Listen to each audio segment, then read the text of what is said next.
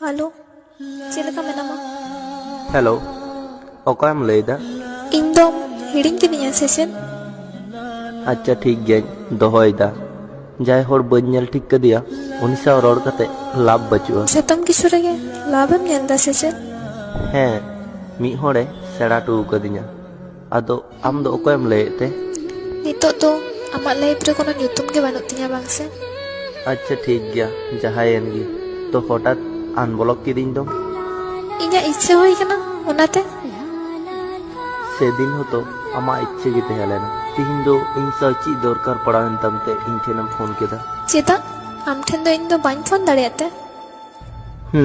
लय में आंजम दिन बाम लई ले दो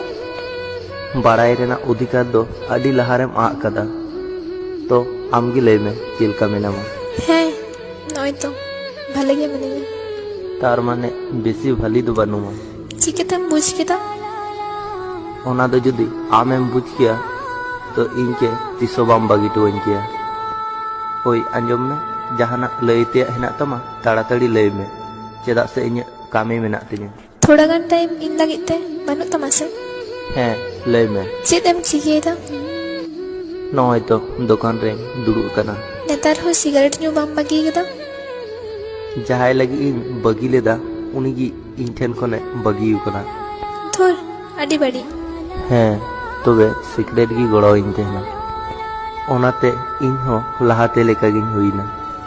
ओई मेटन कथाñ को लेमिया जुदी बाड़ी बा मने आम के नितो एटा हर सला दुलड़ से गेम जोड़ाव कदा जुदी इंग्लैंड दुलड़िए को तहे को तो अननन नंबर ते दो फोन दो बाई रिसीव किया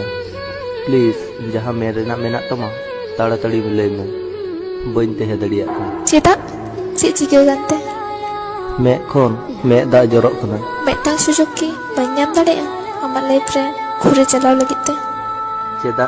उनी के आम सुक्रे बाय दो है निया आम लेका तो उन्हें तो बाय दुलड़िन तहना चेदा उनी के आम सुक्रे बाय दो है निया बुझ की दिन तो चेदा रोड है सने निया इनी मेता में थे ना आमें बड़ाया